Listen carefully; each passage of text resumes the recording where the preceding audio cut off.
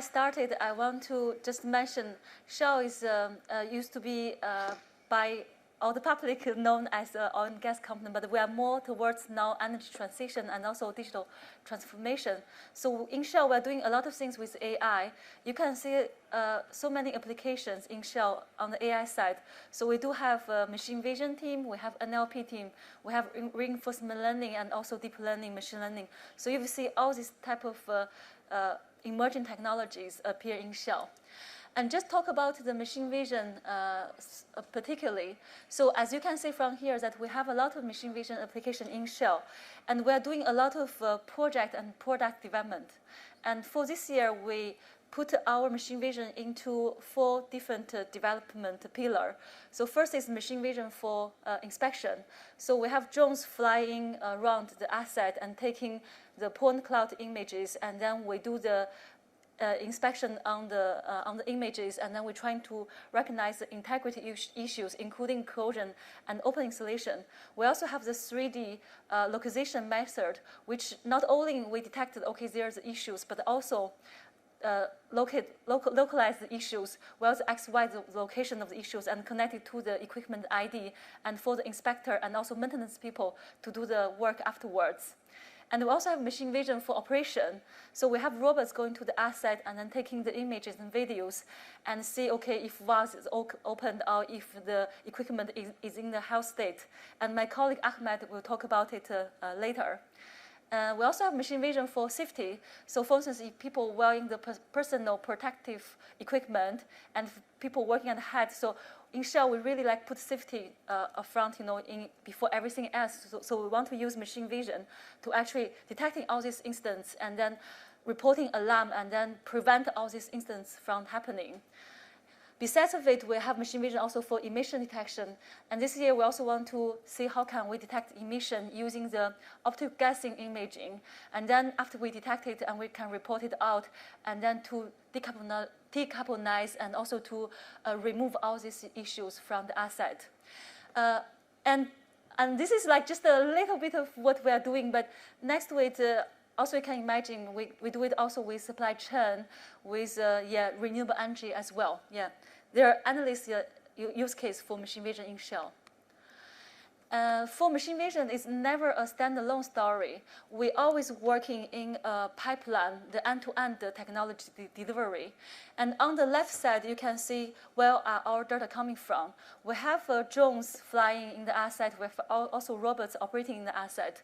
We have fixed camera. We also have real-world devices. It's kind of like, you put it on it, and then you can see the cameras, and then you can also do the voice talk with other colleagues. And also with the mobile devices. And we're collecting all these data, and then we upload it into the Shell cloud. And there, we apply the machine vision technologies. And we not only just apply machine vision technology, we also connect it to all the business context behind it, including digital twin, including all the process information, including all the documents we have. And there, we created the actionable insight. And also want to highlight here is that we are building this as a pipeline. So we have the machine vision injection pipeline, injecting all the data into our cloud. We also have the development and deployment pipeline, which is sitting on the Azure machine learning, and which provided the fast, accelerated the development and deployment performance. And we also have machine vision dashboard. So all these are connected story end to end. And these are sitting on the Shell.AI platform, and we also have Shell.AI program supporting it. And also want to highlight it's not only us, we're doing everything in-house.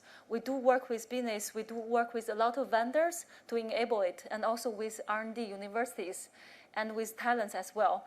So particular for this session, and want to collaborate with industry, and also want to get more attraction of talents to come to work for Shell. And with this, I'm going to hand over to my colleague Ahmed, talk about the specific use case of robotics and machine vision. Yeah. Thanks a lot, Shin.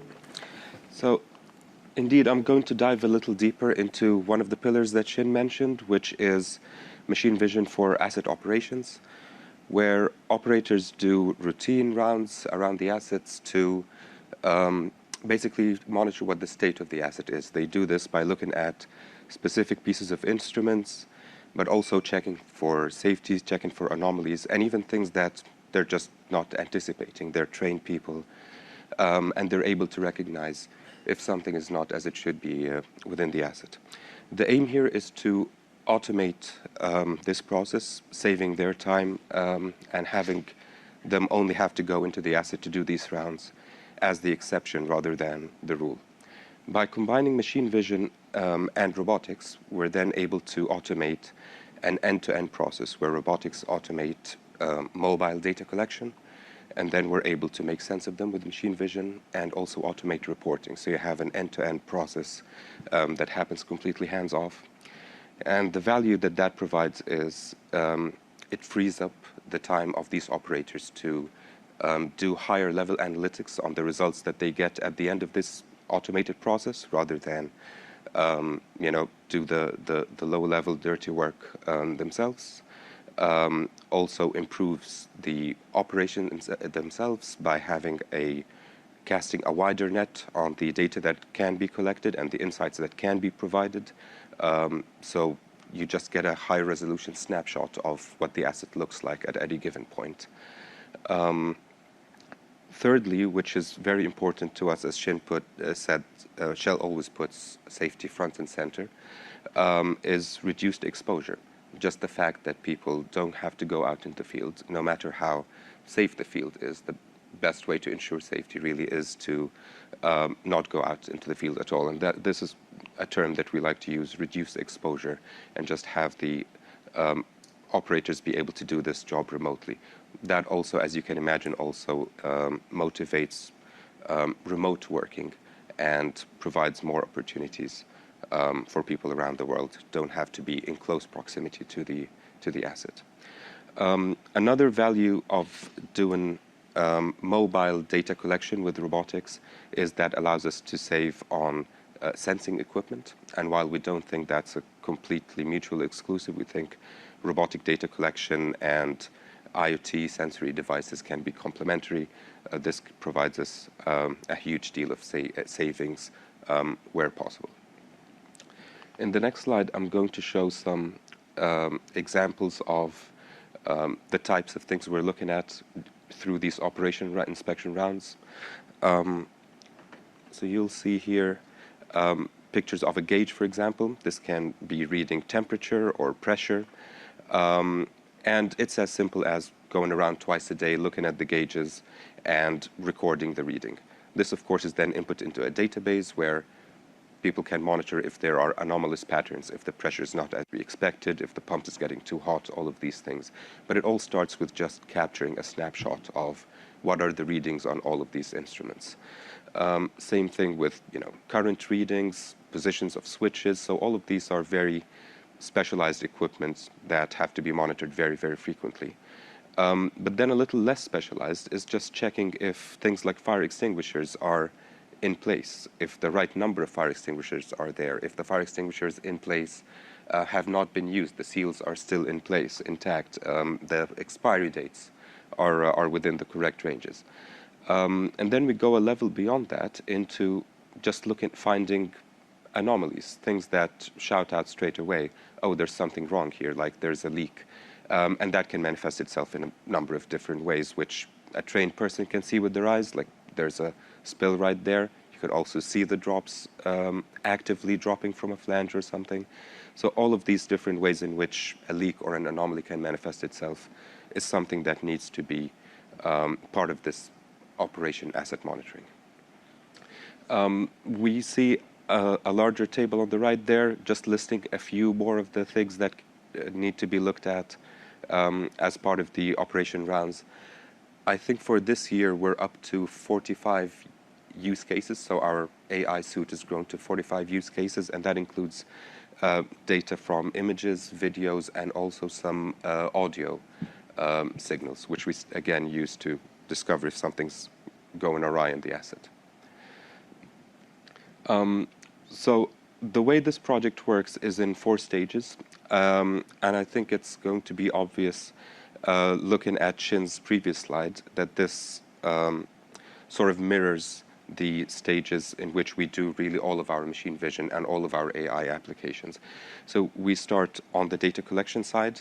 That's the robot that we use. I'm going to speak a little bit about this robot and its capabilities, about how the data collection happens exactly.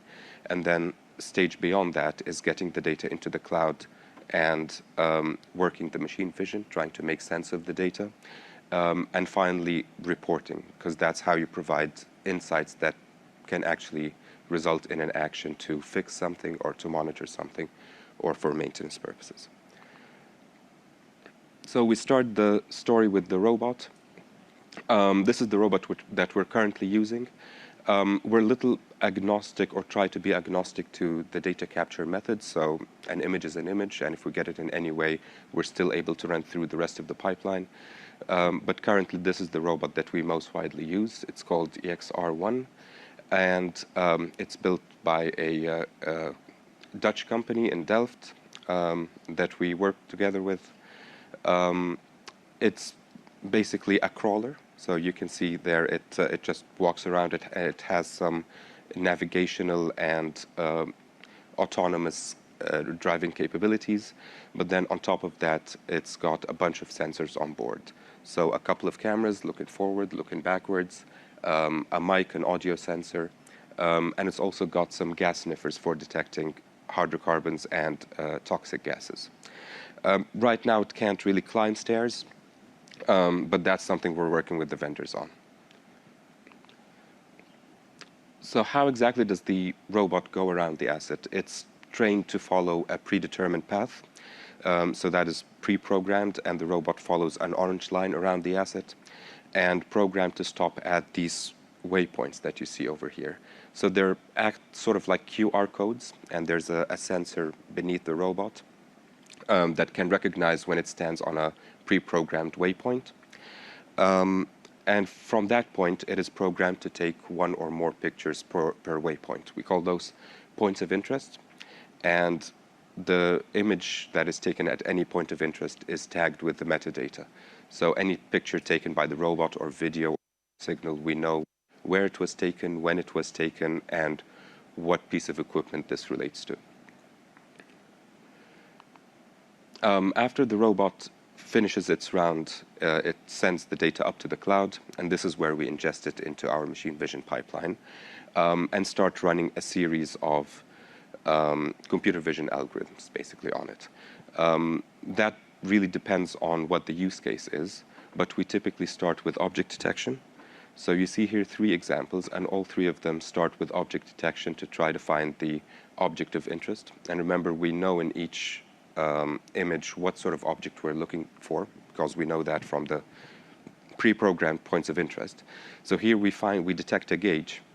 And then once the gauge is detected, we're able to crop the picture of the gauge and do some further object detection to find the needle, and then some further image analysis scripts to infer the angle of the needle, which is the final insight that we're trying to get out of reading a gauge. Similar stories really follow with other types of equipment, so detecting a valve, really zooming in on the valve, and then running a deep learning classifier to classify if the valve is open or closed.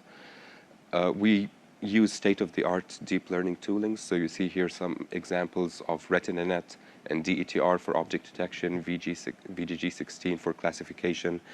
And while this is not really the main game changer in the application, it's really more data-driven. But we're always keeping an eye out for what is the latest and greatest in the state-of-the-art and upgrading the models that we use as is needed.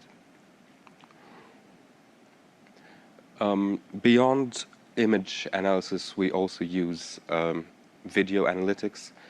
Here are a couple of examples of actively looking at a leak as it happens and really counting the frequency of the leak. Trying to play the video. Ah, there we go. Yeah, so you can see a tiny droplet coming out of the flange there. I don't know if it's visible on the other screen as well. It's a bit too far for me to see. But yeah, and counting really the number of the drops gives you an idea of the extent of the leak, if it's getting any worse, based on the frequency of the drops.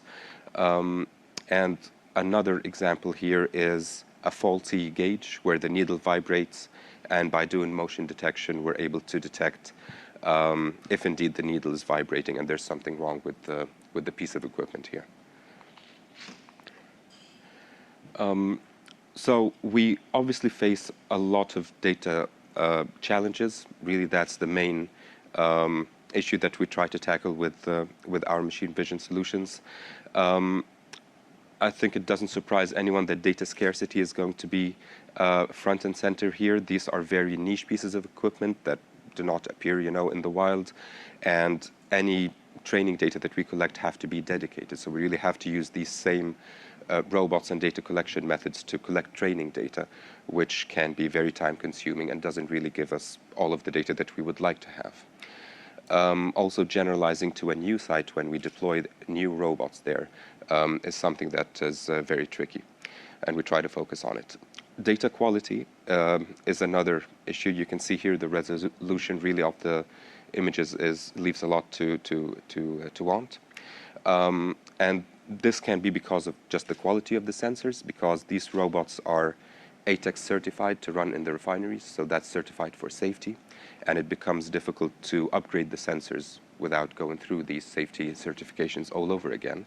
But then just being able to reach some of the pieces of equipment is also difficult, so taking pictures from far away can cause a lot of issues, also with blurring, with like light reflecting into something like a gauge. All of these are corner cases that we're always striving to improve. Data imbalance as well, because not all of the manifestations or classes of equipments that we're looking for will always be relevant. And I'll talk a little bit into how we try to deal with that. And then with videos, very simply, it's a refinery, a lot of things are moving, and having the robot itself or the camera shaking is something very common. And it's difficult to try to do motion detection. If your entire video is shaking, then you just get loads of false positives, as you see here in front of you on the screen. So how do we try to tackle some of these data challenges? Well, with the scarcity, we do a lot of transfer learning, so we use pre-trained models and we try to use the most relevant public data that we can find before refining the models on the data that we collect. And we also set in place continuous learning pipelines. So when you deploy to a new asset, obviously the data is going to look a little different than the data the model is trained on, and it's not going to perform as expected. But then as you keep retraining while the deployment goes on, the model iteratively improves and starts to generalize a little better. Data quality, we really try to tackle by working with the people doing the data collection on site, so the people programming the robots to do the rounds, how to better position it, how to really get close, how to try to avoid glare and lighting conditions, all of these things. But we also work with the robotic vendors to try to upgrade the sensors. And that's sort of a long-term solution compared to the short-term solution of just trying to design the mission rounds a little bit better. Data imbalance, we really rely heavily on synthetic data, because some of the rarer classes will never manifest themselves in the wild, no matter how much data you collect. This example right here is a lubricant cup, and it shows how much lubrication there is in a pump. And because the sites are well maintained, it's very rare to get an image where the cup is empty. So no matter how many times you have the robot run around the asset, you're not going to get those rare classes. And so we rely on generating synthetic data, which basically is creating the entire scene from scratch, manipulating exactly how you want it to look, and rendering that in a realistic way, and augmenting that into our training sets. With videos, we rely on pure and simple video stabilization methods, as a lot of what we do with videos is motion detection. And so if you're able to stabilize the video, you're really able to alleviate a lot of the challenges we get with videos and still do robust motion detection. So all of the examples I gave a little while ago were supervised learning, and that fits very well with things that the inspector or the operator is looking for. So they go around the asset looking for a gauge, looking for a valve, and really they know what they're looking for. But a trained operator will also notice if something is out of the ordinary, even if they're not looking for it. And these can contain examples like, if the weather's bad and you get large puddles of water, you get ice buildup, you get vegetation growing, weeds and stuff where you don't expect it, lack of housekeeping, people just leaving stuff around.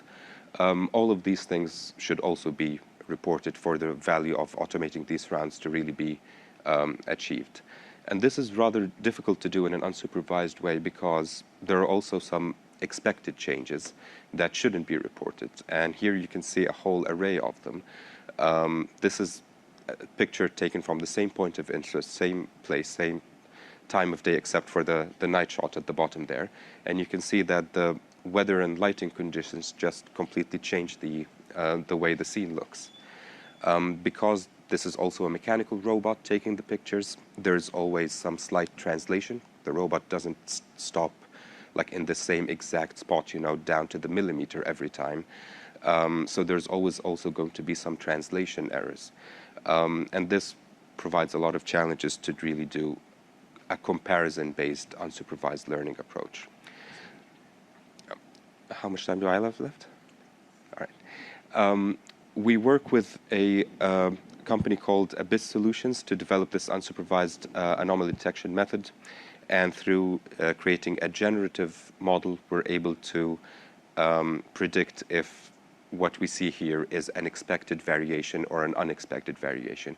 So you see the model picking up all the foreign objects that we stage there, traffic cones and people and brooms and all of these sort of things, while not picking up on the change in weather and the change in, the rain and all of these things in the scenery, because it's seen those sort of changes before, but never seen the anomalies as sort of a normal variation. Finally, we come to part 4 of our pipeline, which is the reporting. We use this web app, which we call the Machine Vision Dashboard. It's something that we've built in Shell as a multi-tenant application. So it doesn't just cater for this project, but really for a lot of machine vision projects at Shell, and it becomes the primary interface to the end user to see the results. So you see here at the top row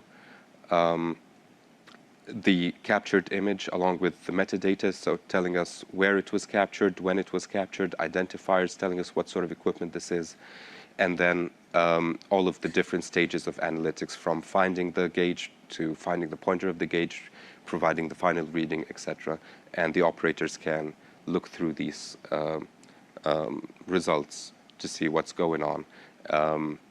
Going back to the point of reducing exposure, so even if something is reported as anomalous, they can see what's going on this dashboard before they have to go out into the field again. With that, we finished the 4 stages, and happy to take questions.